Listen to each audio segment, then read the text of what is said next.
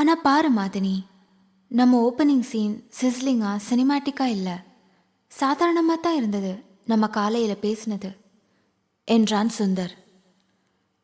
என்ன சொல்கிற நீ? எனக்கு புரியலையே. மாதினி அவனிடம் கேட்டாள். சற்று யோசித்தவன் சொன்னான். இன்னைக்கு காலையில் நான் அப்படி சொன்ன உடனே உனக்கு என்ன ஆச்சு தெரியுமா? அவனே தொடர்ந்தான்.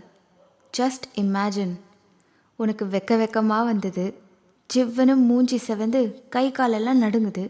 நீ புடவை முந்தானை திருகி திருகி காலால் தரையில் கோலம் போட்டு திக்கி திணறி நானும் எனக்கும் நீ வந்து அஃபெக்ட் ஆயிட்டேன் சுந்தர்னு சொல்லி என்னை கட்டி பிடிச்சிக்கிற நாணத்தோட எப்படி என்றான். மாதினி வாய் விட்டு சிரித்தாள் அவனை பார்த்து கொண்டே. ரொம்ப சினிமா பாப்பியோ?